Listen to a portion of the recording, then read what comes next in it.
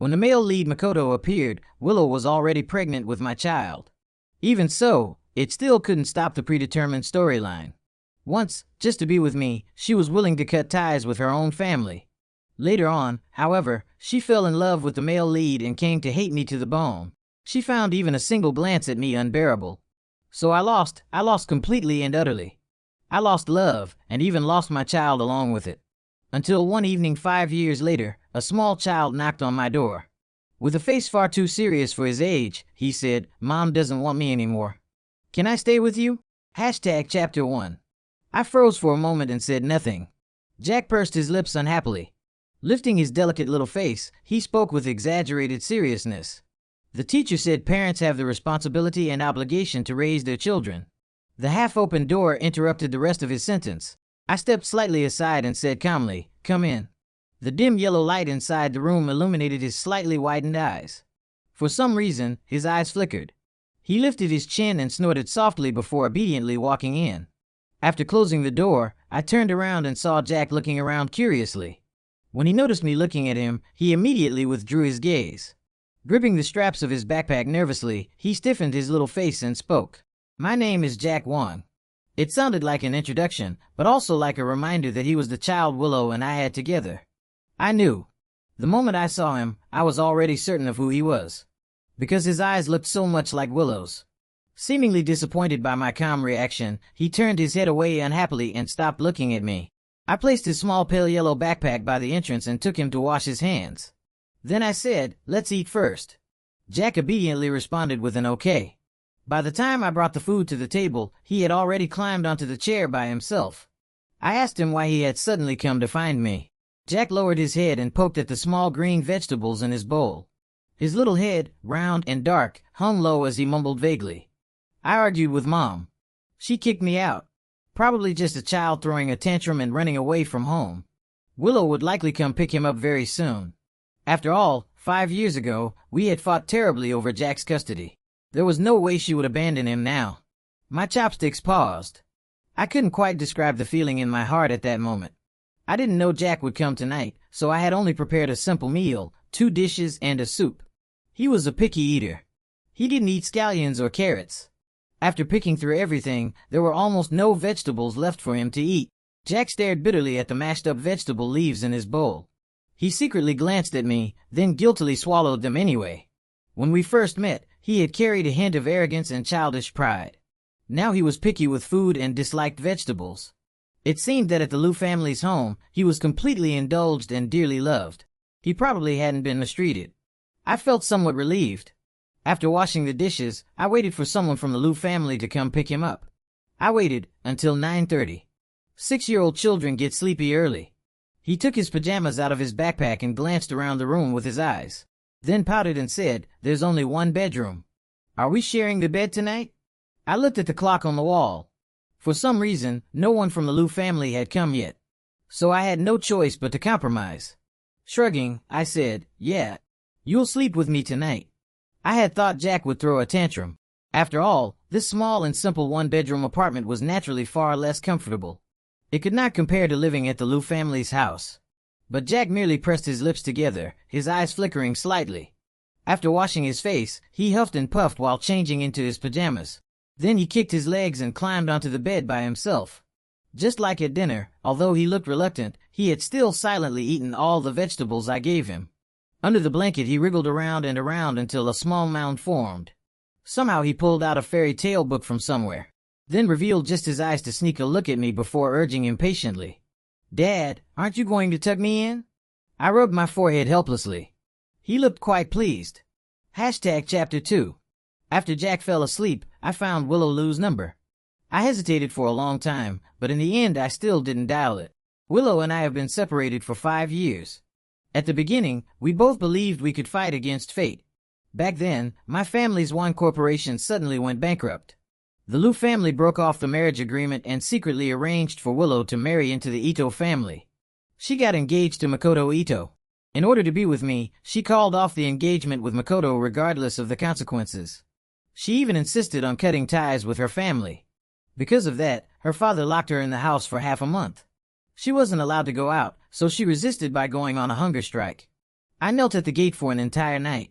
When dawn came, she cried and threw herself into my arms. I thought things would get better. The bankruptcy would get better, Willow would get better. Our future would get better. But none of it did. My marriage with Willow was not blessed by anyone. Perhaps because Willow had always been so determined about me.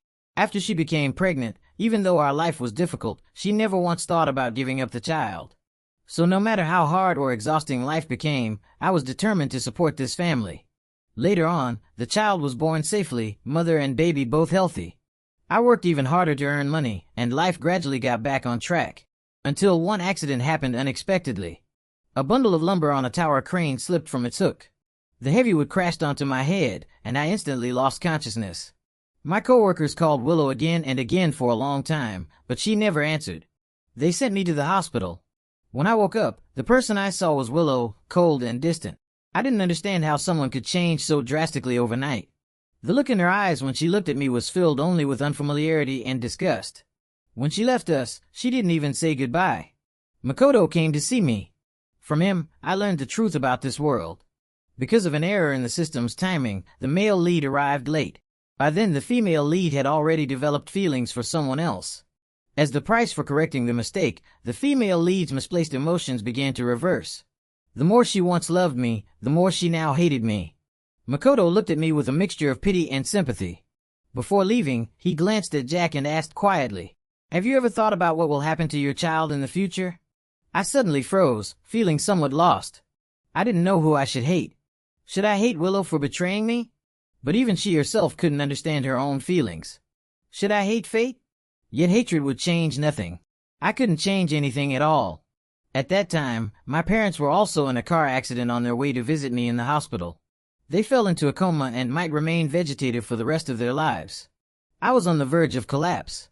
Makoto's words kept repeating in my mind over and over again. I could only feel that this damn world was truly rotten. When I pushed open the window and looked down, Jack suddenly burst into loud cries. In my dazed state, a disturbing thought crossed my mind. If I died, what would happen to my son? Would this world even allow him to exist? Would Makoto tolerate him? Or would he, like me, be hated by Willow and abandoned by his mother once again? He might eventually die quietly while everyone hoped for it. At that moment, it felt as though a voice was whispering to me endlessly. "Take him with you." As if I had lost my mind, I walked to the bedside, my hands trembling as I picked him up. But the next second, he suddenly stopped crying. With his reddened eyes, he looked up at me eagerly. It seemed no matter where we went, he had already decided to stay with me. I suddenly snapped back to my senses. I waved my hand as if trying to disperse those non-existent whispers. As a father, if all I wanted was to escape, wouldn't that make me unworthy of being a parent? Only then did I realize what kind of ridiculous thing Makoto's insinuations had almost pushed me to do. After Willow Lu returned to the Lu family, the old master of the Lu family quickly called for me. He wanted to fight for custody of the child. The meaning was simple and clear. The child was less than 2 years old and would almost certainly be granted to the mother. The huge financial gap between our two families also worked against me. In youth, one never understands the taste of sorrow. The young master of the Wang family, who once spent millions without a second thought, had now fallen to such a miserable state. From beginning to end, Willow never appeared. She hated me so much that she wasn't even willing to look at me once. So I lost completely. I lost love, and I lost my child as well. It wasn't until something brushed against my arm that I came back to my senses. Jack hummed softly with his eyes closed and curled up comfortably. He seemed to have finally found a nice sleeping position and rested soundly. He clutched tightly at the corner of my clothes. It was as if he feared that the moment he opened his eyes, I would disappear. Looking at his innocent childish face, I couldn't help letting out a quiet sigh. If he knew that his father once almost tried to take him away in death, would he still come to find me? He would probably hate me before anything else. Chapter 3. By morning, Willow still hadn't appeared. I didn't know what she was trying to do. Back when the Lu family fought so fiercely for custody, the situation had been extremely ugly. Yet now they could simply abandon him just like that.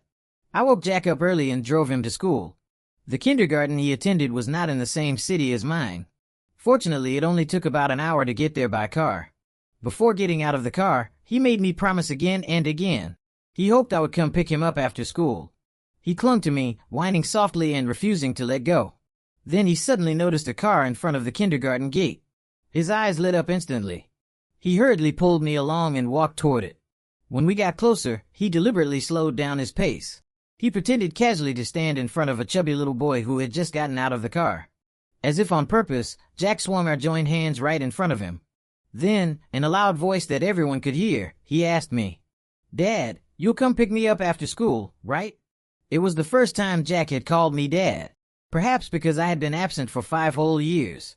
Even when he knocked on my door last night, he had never once called me that on his own. The chubby boy stared at me and said skeptically, "If you have a dad, why has he never brought you to school before?" Jack snorted and replied with a look of disdain, "My dad is a very busy man. He took time off specially to bring me to school today." He emphasized the word specially. Holding my hand, he walked all the way to the kindergarten gate in front of everyone. He acted as if showing me off, making sure every child saw us. Before parting, he asked awkwardly once more, "You'll come pick me up, right?" When I didn't answer immediately, he glared at me slightly. Then, sounding flustered, he whispered in a small voice, "You promised me in the car. Grown-ups aren't allowed to lie." Helpless, I crouched down and smoothed the flipped collar of his shirt. Then I ruffled his dark and soft hair gently. I smiled and said, "All right. I'll come pick you up." The corners of his lips lifted uncontrollably, though he tried his best to hold them straight. Raising his chin with forced maturity, he said with reserved dignity, I'll remember to wait for you." Only after his figure completely disappeared from sight did I finally withdraw my gaze. I went to find his teacher and asked about Jack's daily situation at kindergarten. The teacher hesitated and stammered for a while. In the end, she sighed and complained with a slight frown. "I know, what I say might not be very useful. But Mr. Wang, no matter how busy you are, you can't just neglect your child. Since he enrolled, no one has ever attended a single parent-teacher meeting. Now the other children in the kindergarten are all saying he doesn't have parents. If this continues, it'll be very harmful to his emotional development." No one had ever attended a parent-teacher meeting for him. Even if Willow disliked the child, couldn't she at least have sent a nanny or a housekeeper to deal with it? I frowned and pulled out Willow's number. After hesitating for a moment, I finally dialed it. I decided to talk to her properly this time. If Willow truly didn't plan to raise him anymore, I could take him back to live with me. I might not be able to provide the luxurious life the Liu family could offer, but I could still give him a decent life and the freedom to make his own choices in the future. The moment I dialed the number, a ringtone sounded right behind me. Realizing something, my fingers trembled slightly as I turned around. And then I saw Willow stepping out of a parked car. 5 years had passed. She seemed different, yet also unchanged. Her eyelashes lowered slightly as she glanced at the glowing phone screen in her hand. Her slender, pale fingers held the phone loosely. Her cool expression was half hidden in the surrounding shadows. Unhurriedly, she raised an eyebrow and suddenly looked straight up at me. "Long time no see," she said softly. "Want to talk?" Unlike my own years of hardship and downfall, Willow had always remained elegant and composed. Her brows and eyes looked just as they had been in the old days. Yet the gaze she directed at me carried an unfathomable depth. Even the dappled sunlight filtering through the tree branches seemed especially fond of her. I had heard that the jewelry brand she founded had become popular worldwide. I had heard that she had taken over the Liu Corporation successfully. I had heard that she had secretly married years ago, but had no children of her own. Memories from more than a decade ago surged back like a collapsing flood. A faint sharp ache spread through my chest instantly. Only when I saw her in that moment did I finally realize a fact. I thought I had let go of everything. But I hadn't. I still remembered the way she once wrapped my wounds with red-rimmed eyes when we were young. I recalled the way she smiled as she accepted my proposal with a ring I had made from woven grass. No one could have imagined that we would end up in such an embarrassing situation today. In truth, she hadn't changed her personality at all. She simply no longer loved me. That was all the difference. It had truly been a very, very long time. Willow. Chapter 4. We remained silent the entire way and found a quiet cafe nearby. Before the coffee even arrived at the table, I asked directly. I spoke almost as if trying to cover up my inner unrest. "Do you still want a child?" Over the past 5 years, I had imagined meeting Willow again countless times. The thoughts had almost turned into endless torment. So much so that now I was capable of pretending to be calm and steady. Willow glanced at me and answered without much hesitation, her voice soft and calm. "Of course I do." I frowned slightly, staring at the road signs outside the floor-to-ceiling window. I gave a quiet and slowly stood up from my seat. I said, "Then remember to pick him up after school." If you don't have time for the parent-teacher meetings, you can let me know. I won't disturb you in. I still couldn't say Makoto's name calmly. I clenched my fist tightly. The slight sting of pain cleared my mind and forced me to finish the sentence. I won't disturb your lives. I glanced at my watch and prepared to leave the cafe. As we passed each other, I suddenly heard Willow ask coldly, "So right now, you only want to talk about Jack with me?" My steps paused abruptly. I didn't quite understand her meaning. Everything between us had already been settled 5 years ago. She married someone else, and I left in disgrace. It was that simple and clear. Aside from Jack, what else was there to talk about between us? Willow let out a quiet laugh. Her dark eyes fixed steadily on me as she spoke again. "Fine then. I don't want Jack anymore." She sounded completely justified. It was as if she wasn't the one suddenly changing her mind without warning. I frowned and couldn't help asking, "What do you mean?" Willow lifted her chin slightly and tapped the seat across from her. She gestured for me to sit back down and continue our conversation. She said, "I mean exactly what I said. If you want to raise the child, go ahead. Jack is yours." She blinked lightly and continued her words. "However, considering Jack's emotional well-being, every Friday night I will come to your current residence to spend necessary time with him. I will leave again on Monday morning." Listening to her stubborn and unreasonable demand, I only felt absurd and helpless. Unable to hold back anymore, I reminded her seriously, "We're already divorced." Willow let out a soft laugh. "Are we?" She shook a finger lightly in front of me. I never signed the divorce papers. Only then did I fully understand what that sentence truly meant. Back then, during the lawsuit and the signing of the divorce agreement, I had assumed Willow hated me so much that she didn't even want to see me one last time. That was why she never appeared from beginning to end. She said she never signed it. But why come to me 5 years later with this matter? I wasn't narcissistic enough to think she still had lingering feelings for me. Maybe the agreement had been lost, or perhaps there was some issue with the paperwork that required a supplementary signature. Anything was possible in this situation. I shrugged and cooperated easily. "Then we'll sign a new one." Without even looking up from the table, Willow replied calmly, "I won't sign." Calmly, I said, "Wouldn't it be better if we signed it and settled everything between us?" She said simply, "No." Speechless, I asked, "Do you have any concerns holding you back?" "I don't want anything. I'll leave with nothing." She still insisted, "No." That single word left me both helpless and strangely dazed. Perhaps Willow herself had already forgotten many old details. But when she was young, she had always been this stubborn. That day had been my birthday party. Someone cornered Willow in a quiet, secluded spot. His gaze was frivolous and disrespectful, his words completely unrestrained. Afraid of causing unnecessary trouble for the Wang family, Willow simply pressed her lips together and endured the harassment in silence. The next second, bang! I kicked the man straight into the swimming pool beside them. The commotion was huge and attracted lots of attention. Many important figures from a city were present. Several elders looked very displeased with what had happened. When asked what had caused the conflict, both sides insisted on their own version of events. To calm the chaotic situation, my father insisted that I apologize publicly. I refused to admit fault and ended up being beaten with a wooden stick. As expected, I was confined to my room afterward. I was lying face down on the bed, groaning from the sharp pain in my back. The bedroom door suddenly opened gently. Willow walked inside quietly. She carried a medical kit in her hand, her eyes red with worry. She insisted on personally treating my fresh wounds. Willow said irritably, "You didn't have to kick him. If you had just let him finish talking, it would have been fine. He wouldn't have dared do anything to me." In a small and guilty voice, I said, "I'm sorry." She paused for a moment, then softly responded, "Not listening." I smiled helplessly and reached for the medicine bottle beside me. "I'll do it myself." She slapped my hand away firmly. "No." My arm was injured, and I couldn't help letting out a sharp breath. She immediately looked panicked and concerned. "Does it hurt a lot?" I smiled and said, "It's nothing. Just a small injury." She frowned and said, "Don't pretend to be tough." Then she tapped my forehead lightly with her fingertip. "In front of me, you're never allowed to pretend to be tough." I suddenly came back to my senses from the old memories. I tried my best to hide the bitterness in my eyes. Yet it felt as though I heard her gentle voice from many years ago once again. "You're not allowed to pretend to be tough." Willow sat in the warm light and smiled faintly.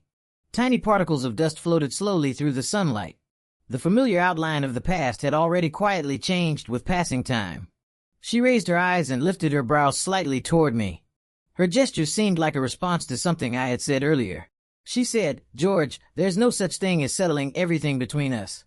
Chapter 5. I don't quite remember how our conversation finally ended. I only remember that in the end I was so angry that I didn't even say goodbye. Because Willow and I had parted on bad terms. I wasn't sure whether she had just said those things casually, or if she truly intended to follow through with her words. After hesitating for a moment, I still didn't go back to seek clarification. Maybe I had been working too much overtime recently and wanted to take a day off to rest. Or maybe it was the role of being a father. A role I had been absent from for 5 years was quietly stirring inside my heart. I simply didn't want to break the promise I had made to Jack. At 4:30 in the afternoon, the kindergarten officially let out. Most of the children in this kindergarten came from influential wealthy families. Among the luxury cars coming and going, I saw a Bentley stop right in front of Jack. So I didn't walk over to greet him. I turned around and slowly walked back the way I had come. Suddenly I felt that all the thoughts I had earlier were ridiculous and naive. What was I even thinking all this time? How could she possibly let the child go live with me? The Bentley quickly drove away, kicking up thick dust as it passed by. For some reason, I suddenly thought of that young childish face. We probably wouldn't see each other again for a long while. Almost unconsciously, I turned back to take one last look toward the gate. After the car left, the road across the street came into full sight. It had been blocked from view by the vehicle just now. Jack was standing alone at the empty kindergarten gate. His round eyes met mine across the distant street. His eyes immediately lit up with joy. He was about to run toward me when the teacher beside him quickly raised a hand and stopped him. He frowned, looking a little angry as he said something to the teacher in protest, afraid he might dash across the busy street recklessly. I realized that before I even thought about it, I had already taken several steps toward him. The teacher saw me standing opposite and finally allowed Jack to come over. He ran toward me quickly, panting slightly from the run, his dark eyes shining brightly with delight. Only when he got close did he slow down his running pace. Even then he pretended not to care too much. He looked shy yet happy as he spoke softly. "Why, you really came to pick me up." His soft little hand cautiously held onto my fingers gently. When he saw that I didn't pull away my hand, he pressed his lips together and secretly glanced up at me. Then he gripped my fingers tighter without hesitation. I gave a quiet and asked him uncertainly, "You're not going with your mom?" At the mention of Willow, Jack's cheeks puffed up like a small balloon ready to explode. "I don't want her," he said angrily. "And she wasn't here to pick me up. She said it's very tiring for you to drive me to and from school every day. She said if I keep insisting you pick me up every day, it'll bother your work." Looking quite proud of himself, he continued confidently, "I'm not as dumb as she is. Today I talked to the teacher about transferring schools. That way you won't have to spend so much time driving me to school anymore." He lifted his little face high, looking expectantly at me as if waiting for sincere praise. I couldn't help patting his small head gently. The road home was heavily congested with traffic.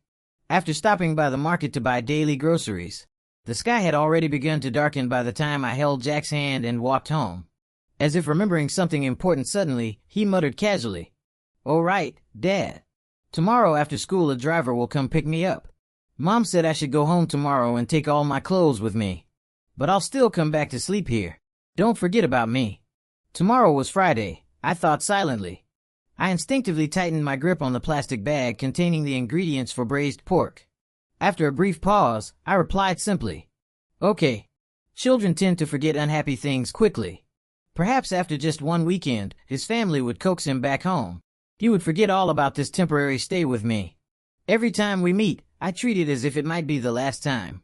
Because only by thinking that way can I avoid feeling disappointed during the long periods of waiting. Chapter 6. By 10:30 on Friday night, Jack still hadn't come back. Calmly, I folded up the pajamas Jack had thrown beside the bed that morning.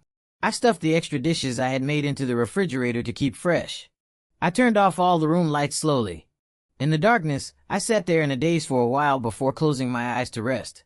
When I woke again, the sound of rain pattering against the window filled the whole room. The sky was barely light outside the window. After a whole night of disturbing nightmares, my head felt like it was splitting apart with pain. There were several unread messages left on my phone screen. Before leaving yesterday, Jack had grabbed my pant leg stubbornly. He insisted on getting my personal phone number firmly. The earliest voice message had been sent at midnight. His tone sounded a little guilty, fierce on the surface yet also as if he were explaining himself anxiously. The message read, "I didn't mean to be late. I had my clothes ready at 6, but Mom got sick again. She didn't seem to have the strength to bring me over. She's really annoying." The second message came half an hour later without delay. This time he sounded cautious, with a faint sob hidden in his voice. "Dad, are you angry? Did you stop wanting me again? I don't want to stay here either, but I can't do anything about it. I don't have the driver's phone number to ask for help." The last message had been sent 10 minutes ago. He had taken a photo of the instructions on a box of fever medicine. He asked what the printed words said on the packaging. Then he questioned whether young children could take that kind of medicine. I immediately called him back without hesitation. The call was answered within a single second. Soft sniffing sounds came continuously from the other end of the line. "Dad." My phone had automatically switched to Do Not Disturb mode during the night. I could hardly imagine how anxious and helpless Jack must have been the entire night. I had to stay calm and composed. Taking a deep breath, I gripped the phone tightly in my hand. I asked in as steady a tone as possible, "Do you have a fever? Where exactly do you feel unwell?" A sneeze sounded clearly through the receiver. Instead of answering my question, he asked cautiously, his voice thick and hoarse from a bad cold, "Dad, can you come pick me up?" I already knew the inevitable answer. I simply could not refuse his timid request. Chapter 7. Following the location Jack sent me, I arrived at a luxurious villa district in a city. It seemed someone had informed the security staff in advance, because the guard didn't give me much trouble and let me enter the area easily. Standing in front of the huge house gate, I couldn't help feeling that the villa looked strangely similar to my old family home. Just as I was about to press the doorbell button, a hand suddenly reached out and blocked my movement. Through the doorbell camera screen, I saw Makoto's cold reflection. My heart sank instantly, and the tension in my chest tightened sharply. Makoto frowned, clearly showing a confused expression. His left hand landed heavily on my shoulder as he asked coldly, "George, what are you doing here?" I shoved his hand aside without politeness. Under his stunned gaze, I said my words expressionlessly. "I'm here to pick up Jack." Makoto froze for a moment on the spot. Then, as if recalling past events slowly, he said meaningfully, "Honestly, we shouldn't have fought you for custody back then." He adjusted his glasses gently and continued in a helpless tone, "You know how it is. Willow doesn't like that child. He's stubborn and difficult to get along with. No matter what methods we use, he refuses to call me Dad." Then he added casually with a mocking tone, "Oh right, you experienced that before, didn't you? Going against the protagonist never ends well." He said it with a joking smile on his face. But that single sentence dragged me straight back to that freezing winter 5 years ago. This time, however, I replied to him immediately without hesitation. He already has a father. He doesn't need a second one. As for the bad ending you mentioned, I stepped closer to him and stared directly into his eyes sharply. I spoke every single word slowly and firmly. "You know exactly what happened back then. You should also know that I have nothing left now. There's nothing else I can lose anymore. If you want to try something reckless, go ahead and do it." I smiled faintly with indifference. My life's already worthless anyway. If that day really comes, before I leave this world, I'll make sure to take you along with me. Makoto instinctively stepped back a few paces. He clearly had not expected me to threaten him so directly. He clenched his teeth tightly but said nothing in response. Ignoring his existence completely, I pressed the doorbell steadily. Not long after, the heavy wooden door opened outward slowly. Behind it appeared a pale, tired-looking familiar face. Willow clearly hadn't expected to see me standing here. Subconsciously, she blurted out her surprise. "How did you?" In the next instant, her gaze turned cold and distant. Almost indifferently, she spoke harshly. "Get out." Because of Makoto's sudden appearance. Was everything from 5 years ago about to repeat itself once more? A trace of self-mockery tugged slightly at the corner of my lips. I said calmly, "Don't worry. I'll leave once I take Jack." But unexpectedly, Willow suddenly grabbed my wrist forcefully. It seemed she had finally lost all her patience. Without saying a single word, she dragged me inside the house. She slammed the door shut with a loud bang behind us. Before the door fully closed, I clearly saw Makoto's smug smile freeze on his face. I stared blankly at Willow in bewilderment. Wait, did she mistake me for someone else just now? Chapter 8. The place where our skin touched was burning hot. The scorching sensation told me it was not just an illusion. Willow lowered her voice and gave a brief explanation. I wasn't talking about you. Only then did I realize that I might have misunderstood something important. Feeling slightly embarrassed, I gently withdrew my captured hand. She simply stared down at her now empty palm quietly. Her fingers curled slightly inward before she picked up her mobile phone. She dialed the number of the security guard immediately. With a cold expression, she spoke sternly. "Didn't I tell you not to let him in?" From the other end of the phone came a chaotic stream of repeated apologies, followed by some indistinct words I could not quite hear clearly.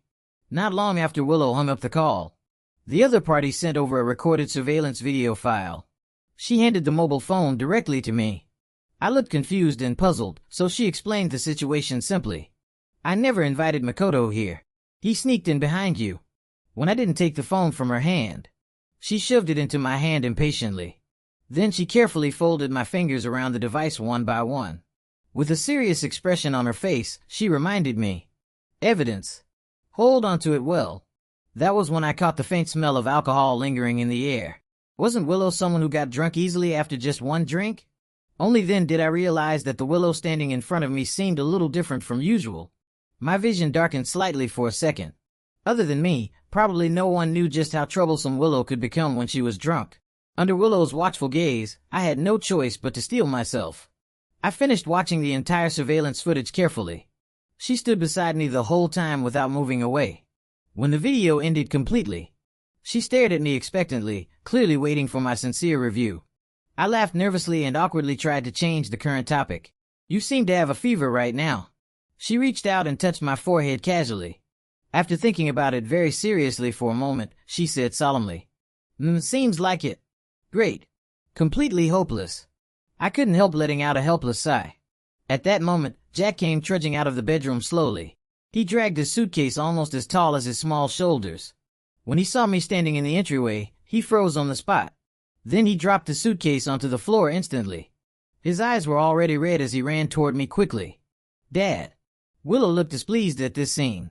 She pulled Jack's hands off my leg and said indignantly, "Don't call him that randomly. That's my husband." Jack stumbled backward from the sudden push. His little face was flushed from the lingering fever. He looked so angry that he was about to burst into tears. Staring fiercely at Willow, he shouted loudly, "Are you a robber or something?" Dad clearly came here to find me. My ears hurt from their loud voices. The two of them were chattering nonstop. It was like being surrounded by two noisy sparrows. Before I could say anything to mediate, Willow had already grabbed my arm firmly. She dragged me into the bedroom with a cold expression on her face. Jack refused to accept this separation. Kicking his short little legs, he tried his best to follow us inside. But Willow simply pressed a single finger against his forehead. She pushed him back out of the room with a blank expression. Bang! The bedroom door shut tightly. The noisy world finally became quiet and peaceful. Chapter 9. At some point, the door lock must have been upgraded to a new type. It was a style I didn't know how to unlock at all.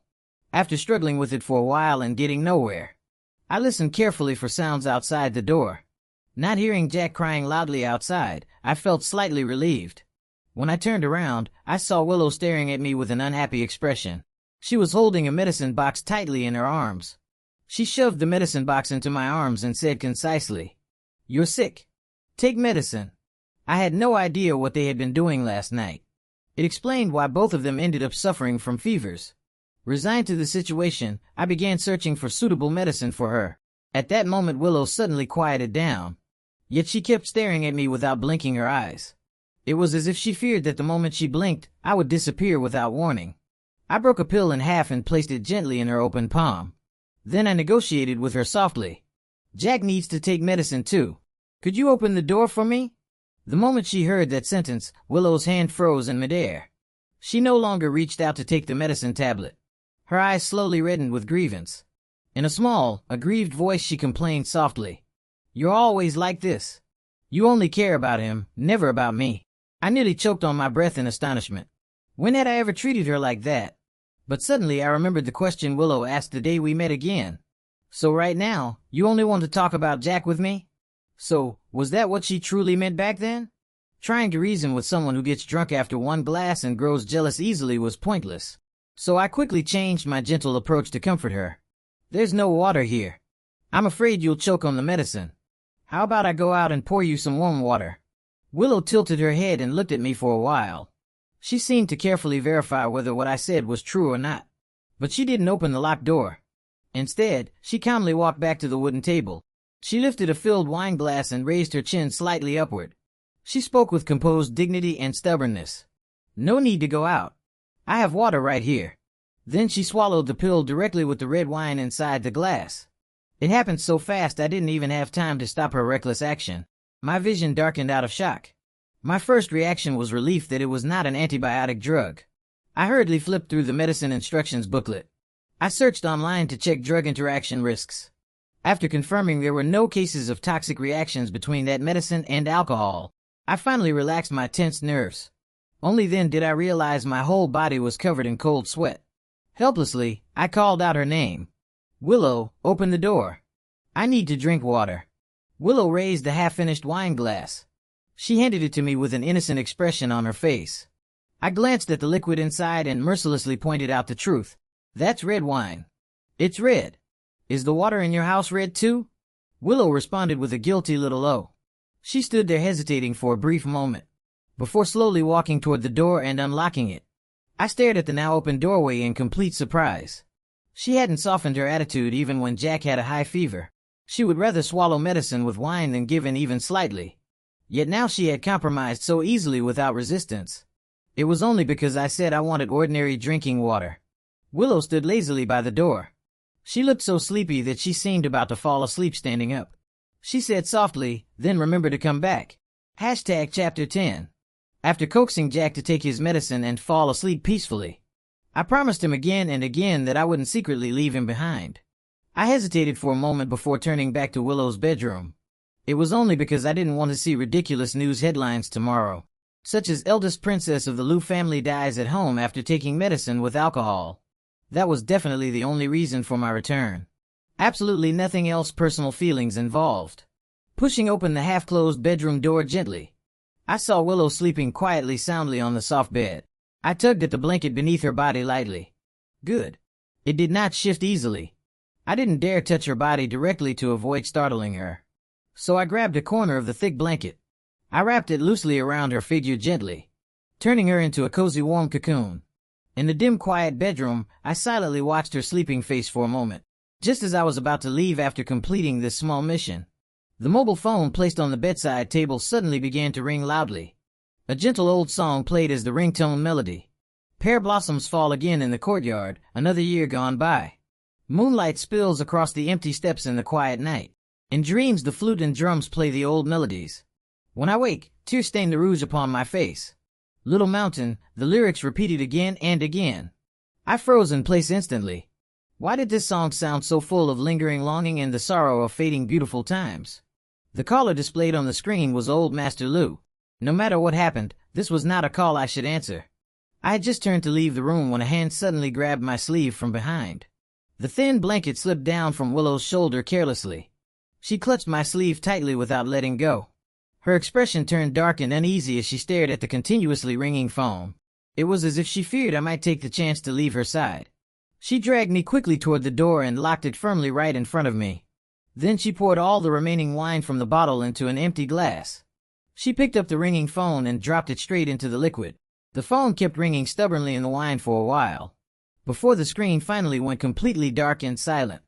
After finishing all those strange actions, Willow turned around slowly to look straight at me. Blinking her soft eyes slowly, she whispered one word. "Hide."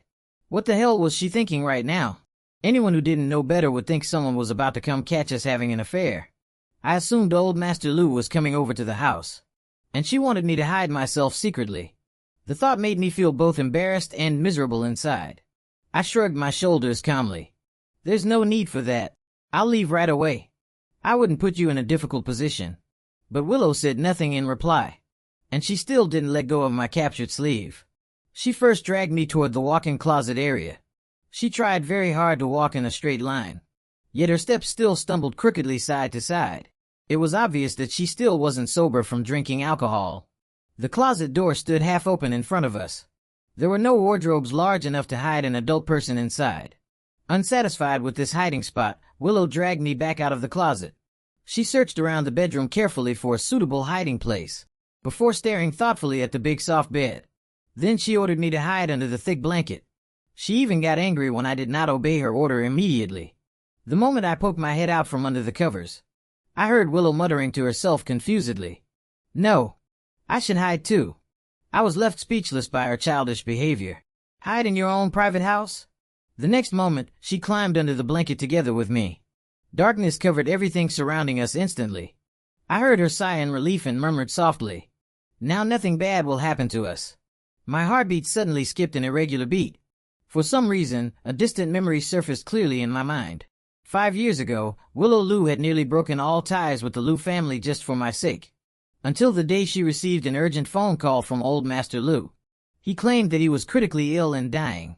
In fact, the illness news had been completely fake. Willow was trapped firmly at the Lou family home and could not return to me. Meanwhile, heavy rain poured down endlessly outside in the open air. A tower crane operating illegally slipped its heavy load suddenly. I was severely injured and rushed hurriedly to the hospital. After that rainy day, storms came attacking me from every direction. Everything familiar in my life completely changed overnight. My parents suffered a serious car accident. Willow's love and hatred for me suffered a brutal emotional reversal. All the cruel hardships fate threw at me completely crushed my spirit. I didn't know what to do to save the broken situation anymore. I was just so tired of struggling constantly. A trembling fingertip gently touched my wet cheek. Willow's breath was burning hot from the ongoing fever. She carefully wiped the tear lingering at the corner of my eye. She said seriously and softly, "It's okay. They won't find us." My vision blurred with misty tears. Only then did I realize I had started crying unconsciously. But I couldn't say a single word to express my tangled feelings. With a bitter, helpless smile, I spoke quietly. "I really can't stand you." I couldn't stand her choosing to appear back into my life again. I couldn't stand her pushing her way forcefully back into my ordinary daily life. I couldn't stand the fact that she had actually done nothing wrong at all. Willow grew quiet beside me under the blanket. She softly responded with a simple word. "Oh." Tilting her head in confusion, she asked me gently, "Do you hate me now? Did someone cast the emotion reversal magic on you too?" My tears finally fell down my cheeks freely. When I still didn't answer her question for a long time, she suddenly spoke again, as if trying to distract my sad mood. "Shoo. The flowers are falling gently around us." But there were no blooming flowers inside this bedroom. And there was no such mysterious magic existing in reality. She had never told me to hide because she was trying to cover up shameful secrets. What she truly meant was simple and heartfelt. Hide. Don't let cruel fate find and hurt us. Chapter 11. That evening, I took Jack away from the villa with me. He clung tightly to my clothes and refused to let go of my hand. Willow's mobile phone was broken and useless now. She had fallen asleep again deeply on the bed. I asked Jack if he knew the housekeeper's phone number. Jack pulled out his children's smartwatch from his pocket. He tapped quickly on a saved contact name on the small screen. In his clear, childish voice, he spoke loudly into the device. "Aunt Lynn, my mom has a headache again and drank alcohol. Can you come to the house quickly?" The person on the other end agreed to come over very quickly. It seemed she was very accustomed to Willow falling into such a drunken state. I couldn't help asking Jack about her health condition. "Does your mom often have bad headaches?" Jack answered as if it were the most natural thing in the world. "Yeah. Mom always has headaches. When she feels bad and painful, she drinks a little wine. It works better than sleeping pills for her. Willow used to get drunk easily after just one small glass of wine. In the past, I was always the one who helped block drinks for her at parties. Now she was relying on alcohol like daily medicine to ease her pain." When Aunt Lynn finally arrived at the villa entrance, I pulled a packed suitcase with one hand and held Jack's hand with the other. Every few steps forward, he would turn his head to look behind us nervously. He seemed worried that Willow might suddenly appear, just like she had that morning, and forcefully take him away from me. Just before we stepped out of the tall gate, Aunt Lynn suddenly called out to stop my footsteps. She told me that Jack's school transfer procedures had already been fully completed. From now on, we wouldn't have to keep traveling back and forth between South City and a city. I paused walking, surprised that all formalities had been handled so quickly. After thinking for a brief moment, she added more words. "Actually, Willow usually isn't like this unstable."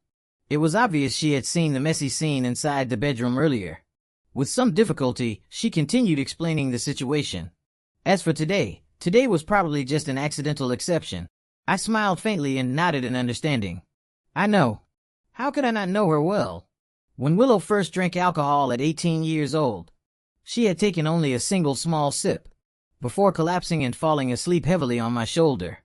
When I carried her safely back home, she suddenly stood up straight again unexpectedly. I thought she had sobered up completely, but instead, with a completely expressionless face, she poured an entire bag of fish food into old Master Lou's beloved fish tank. She mixed kitchen sugar into the salt jar carelessly, and casually tossed the key to the confinement room into the outdoor pond water. Her eyes were unfocused and her walking steps unsteady. Yet she stubbornly dragged me to sit together under a big old tree. She refused to let me leave her side no matter what. Then she began weaving something skillfully with her bare hands.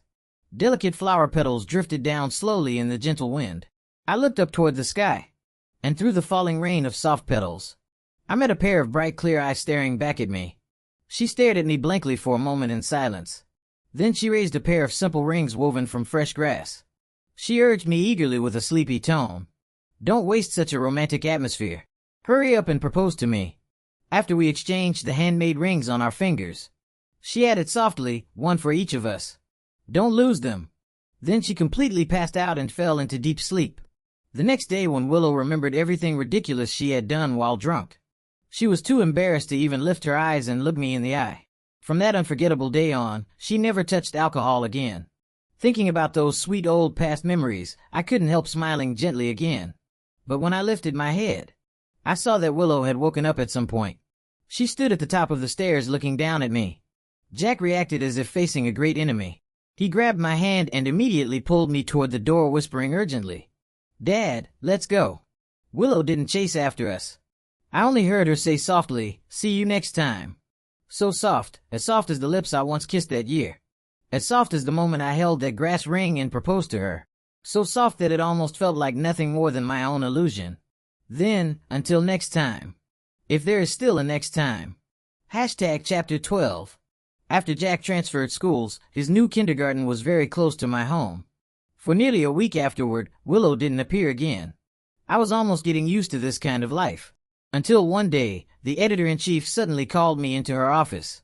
Her expression was strange as she asked indirectly, George, does your family happen to have some kind of powerful background? I looked confused. Huh? She said, look, Miss Lou from the Lou family. This is her first ever exclusive interview, and she specifically requested that you be the one to interview her. I stared at her, completely baffled. The newspaper obviously wouldn't miss out on such an incredible opportunity. On Friday afternoon, Willow happened to be coming to South City for Fashion Week. Before the event, she had about an hour of free time. As usual, I prepared an outline in advance. In the end, I decided to focus the interview on the jewelry brand Willow had founded in recent years. And I deliberately avoided the kind of gossip the public loved most, her personal life. After all, Willow and I both knew exactly what had happened back then. It felt as though an unresolved tension had been hanging over me all week, reaching its peak when Friday finally arrived. I took a deep breath and knocked on the door. Inside the lounge, Willow sat elegantly on the sofa wearing a custom haute couture dress, her long legs crossed. I placed the recorder in the middle of the table. After asking a few routine questions to help the interviewee relax, I moved to the main topic. I've heard that the Lou Group had never been involved in the jewelry industry before. What opportunity led Miss Lou to establish the flower brand? Willow had wanted to study jewelry design since middle school. Later, the brand flower had exploded in popularity around the world almost overnight. Usually, when asked this question, most people would talk about how they first encountered design in their youth or how their interest began. But Willow simply blinked at me and said, to find someone. My fingers curled slightly without me realizing. Then I heard her continue casually, there's someone who hid from me because of fate for a very long time. I couldn't find him, and I was afraid he wouldn't be able to find his way home. She brushed a strand of hair behind her ear and continued calmly. Flower appearing all over the world was never a coincidence. The giant screens in shopping malls and subways, the collaborations with major IP brands, you can see flower advertisements everywhere. Looking at me, she smiled softly. This was our agreement. If one day he sees flower, I want to tell him, don't pretend to be strong. I'll keep waiting for you to come home. My hand trembled. I dug my fingernails hard into my palm, forcing myself to remain calm as I moved on to the next question. As far as I know, aside from Flower's designs, the brand is also widely known for its charitable work. For every order placed, Miss Lou donates a considerable amount of money. Willow replied, "That's right. Every year we allocate a portion of our income to charitable causes." She added, "Just like the flower brand you mentioned, every year we donate part of the funds under my husband's name." I finally couldn't hold back anymore. Turning off the recorder, I said helplessly, "Hey, can we be a little serious? This is work." Willow blinked and replied calmly, "I'm being very serious. That really is the reason Flower was founded. Or are you trying to guide me to answer in a certain direction?" Her tone carried a faint hint of teasing intimacy. She added, "Mr. Wang, you didn't used to be like this. Treating people differently like that isn't very professional, is it?" I was speechless. The question had been thrown back at me, so I had no choice but to turn the recorder on again and continue documenting the interview. She said, "I've already made a will. After my death, part of my assets will go to charity, and the rest will be placed in a trust and entirely belong to my husband. Yes, you can understand it that way. If I die, he will become the sole beneficiary." Then she said, "What? You mean my son? It's fine, as long as he doesn't starve." I was completely speechless. I barely managed to finish the entire interview process. Before I could say the usual closing remarks, Willow suddenly asked, "Where's the ring?" Almost instinctively, I replied, "I lost it long ago." She walked closer to me with an unreadable expression. Then she raised her hand. In her palm lay a ring woven from brass. She said, "If you lost it long ago, then what is this?" I froze. Subconsciously, I touched my pocket. It was still there. Damn. I'd been tricked. When I looked up again, Willow was staring at me with long dark eyelashes and a faint knowing smile. My disguise had been exposed. And I suddenly felt both embarrassed and irritated. Chapter 13. Speechless, I asked, "What exactly are you trying to do?" She replied, "Isn't it obvious enough?" Willow sat back down, her expression cool as she said, "I'm piecing together the future that should have belonged to us." This was a wound that had never healed from me, something I couldn't bear to touch. I didn't want to face it. I didn't want to repeat the same mistakes. And I couldn't imagine whether one day in the future Willow might look at me again with that same cold, disgusted gaze. But then I remembered Willow's inexplicable headaches. I remembered how someone who never drank alcohol had begun using it to numb herself. I remembered the trust in her will. And I remembered that conversation from years ago. Until we met again after all those years. Only then did I learn that after I threw everything away and ran from it all, there had been someone searching for me the entire time. As if she had seen straight through my thoughts, Willow said, "Remember to leave the door open for me tonight." I didn't understand. What? She slowly smiled and reminded me meaningfully, "Today is Friday." For some reason, I suddenly remembered the day we reunited when she had said, "For Jack's emotional well-being, I'll come to your place on Fridays to spend time with him." For some reason, that memory made me panic a little. I quickly said, well, the interview's over, right? I should get going." Then I suddenly remembered I hadn't turned off the recorder earlier, which meant all the nonsense we said afterward had probably been recorded too. Flustered, I reached for the recorder on the table, only to realize it had already been turned off. Willow let out a soft laugh. Looking as though she had seen through me completely, she teased, "Look at you panicking. I turned it off for you already." At that moment, her assistant opened the door to remind her that the event was about to begin. Willow stood up and waved at me. A scattered gust of wind blew through the room, and I heard the faint rustling sound. When I lifted my eyes, I saw the wind pass behind Willow's silhouette, and the flowers of 18 years old fall once more. Chapter 14. My mind was a mess. I refused the assistant's suggestion that I wait for Willow to finish her event so we could pick Jack up together. Instead, I went alone to the kindergarten gate with my backpack. Many parents were gathered outside. Children were gradually being picked up one after another, but Jack hadn't come out yet. Then I saw Makoto. I didn't know what had happened to him, but he looked far more haggard than the last time I saw him. He pushed through the crowd and walked up to me. With a cold laugh, he suddenly said, "You must be feeling pretty proud of yourself right now, huh?" I frowned, not understanding what he meant. He muttered to himself, "I should have realized it earlier. The little one is sick, and the big one's brain isn't working either. I shouldn't have believed Willow had already given up on you. I even brought Jack to find you." So that night, it had been Makoto who brought Jack to me. Because of the system's interference, Willow had searched for 5 whole years and still couldn't find me. Maybe Makoto thought Willow had finally given up on me. Or maybe he thought that after abandoning Jack, the burden, he could find a way to win Willow over again. He said, back then she hated you so much. After the Liu family locked her up for more than 10 days, the first thing she did after getting out was go to the hospital to see you. She had headaches so bad she fainted and was hospitalized. Everyone hid the truth from her and forced you to divorce her. When she woke up, the first thing she did was look for you again. Grinding his teeth, he said, I spent 5 entire years trying to win her over. Even a stone should have warmed up by now. But one of them wouldn't acknowledge me as a father even though he never had one. And the other would rather suffer in pain than accept me. Both of them, so damn stupid. Just then Jack came out of the kindergarten. When he saw me, his eyes lit up and he ran toward me. Makoto seemed to calm down slightly. With a dark expression, he said, do you know what she did afterward? She went to the hospital and had surgery. She'll never be able to have children again. Jack will be her only child. And she even made a will leaving all her property to you. For the system, a female lead like that has no more value to conquer. My mission failed. According to the system's judgment, no matter how the one carrying out the mission intervened, the female lead's established character had already completely collapsed. So the mission failed. Hatred filled his eyes. Suddenly, I had a terrible premonition. The next second, Makoto rushed toward Jack. I saw the dagger hidden in his sleeve and immediately grabbed his arm to stop him. But he shook me off and thrust the knife toward Jack. There was no time to dodge. I could only step in front of Jack. In that instant, countless memories flashed through my mind. I remembered the day I stood by the window looking down when Jack's crying suddenly sounded behind me. I remembered Makoto finding me back then smiling as he threatened me. Once there's a stepfather, there's always a stepmother. His good days are still ahead of him. I remembered the night Jack had a fever when he sent me voice messages crying, asking, Dad, did you stop wanting me again?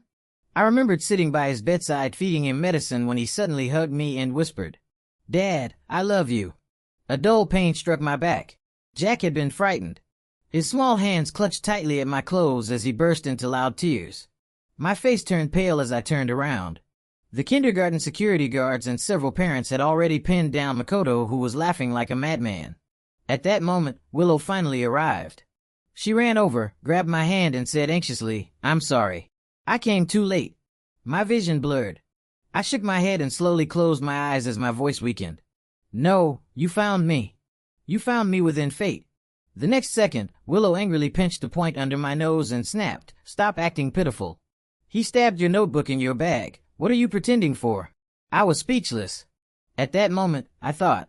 Perhaps when that petal fell earlier, I had regained the courage to fight against fate again. If love means being brave, then no matter how difficult it becomes, you will still stand in front of that person without hesitation. The wail of ambulances and police sirens approached. Under the setting sun, the shadows on the ground tangled together closely. Willow suddenly spoke again. With a cold snort, she asked, The ring, did you really lose it?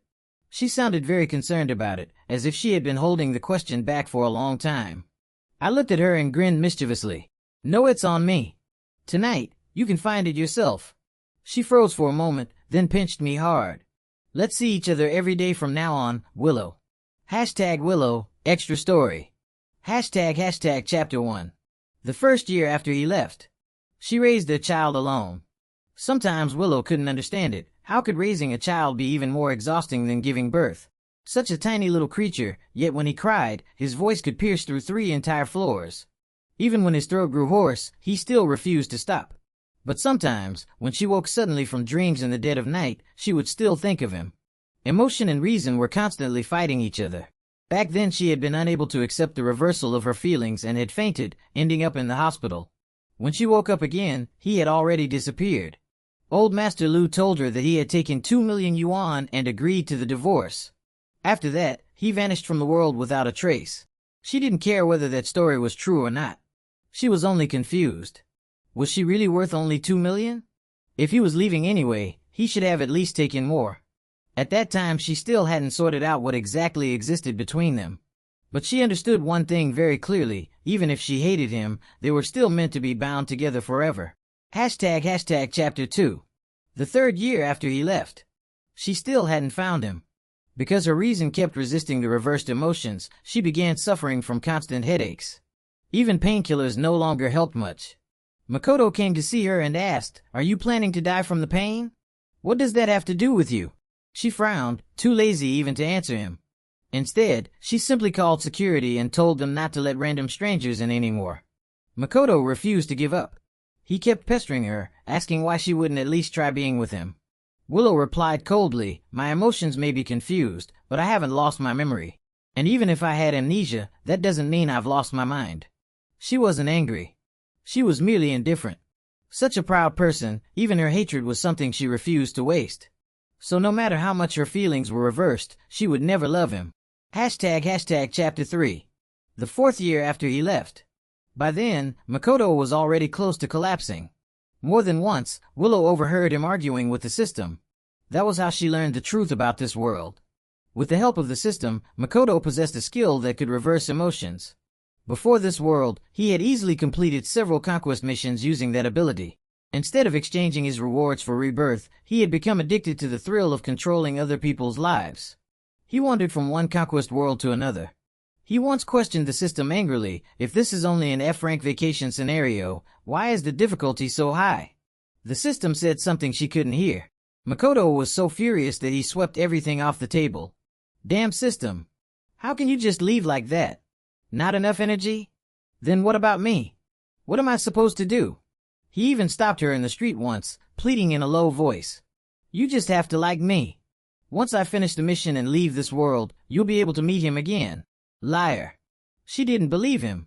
Looking at the man standing in front of her, broken and desperate, she felt a strange sense of satisfaction.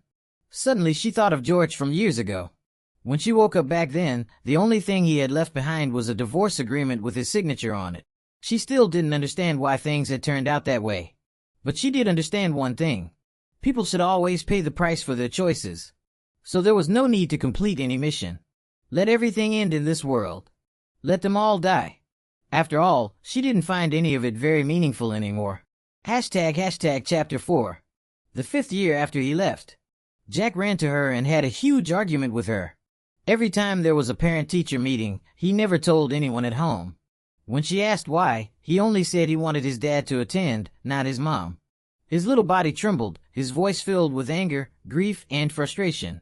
He shouted, "You're a bad mom. It's been so many years and you still can't even find Dad." They had been arguing like this for years. Willow only felt wronged.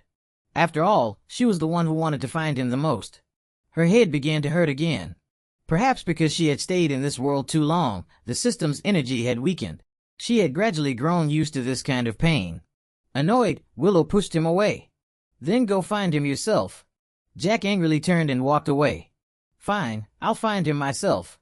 But those words suddenly seemed to awaken something in her. She paused, then called out to him. "Do you still remember Uncle Ito?" Jack responded reluctantly. Willow said, "He's the only one who knows where your dad is." Just because she couldn't find him didn't mean others couldn't. Because of the system's interference, she had been unable to discover any trace of him. But perhaps, in reverse, the system itself could be used to locate him. Jack's eyes widened with excitement. Really? From that day on, she stopped searching for George's whereabouts. She deliberately gave Makoto a faint sliver of hope as if she had completely given up. Only she knew the truth. Give up? Not a chance. Chapter 5. She actually found him. Chapter 6. All she had asked Jack to do was go home and grab some clothes. Yet somehow he managed to drop his smartwatch into the lake. Now he was crying and making a fuss about wanting his special watch back. It was unbearably noisy. Even when she bought him a brand new one, he refused to accept it. When she asked why, Jack sniffled and said, "It has Dad's phone number in it." George's phone number? Her chest tightened painfully. Even she didn't have that number. So she bent down and searched the icy lake inch by inch. She fished in the freezing water for an entire night. Jack squatted by the lakeside holding a flashlight for her, his cheeks puffed up in determination. Behind him, the villa glowed brightly in the dark. Before long, rain began to fall again. When she finally retrieved the watch, Jack happily transferred the SIM card into the new one. Then he tossed away the umbrella and flashlight and ran off on his short little legs. Willow was furious. Both of them were so heartless. She grabbed Jack and glared at him. "Give me the phone number." Chapter 7. Pear blossoms fall again in the courtyard, another year gone by. Moonlight spills across the empty steps in the quiet night. In dreams the flute and drums play the old melodies. When I wake, tears stain the rouge upon my face. Little Mountain, recited again and again. Half asleep and half awake, Willow seemed to see him. She saw him searching for medicine for her. She heard him sigh bitterly and say, "I really can't stand you." Did he really not want to endure her anymore? Did he hate her now? Willow didn't want to be hated. In her confusion, she suddenly remembered something from a very long time ago. George proposing to her with the grass ring she had woven. At that moment back then, her heart had skipped a beat. She saw flower petals falling through the air. If there were flowers, would he propose to her again? So she whispered, "Shoo. The flowers are falling."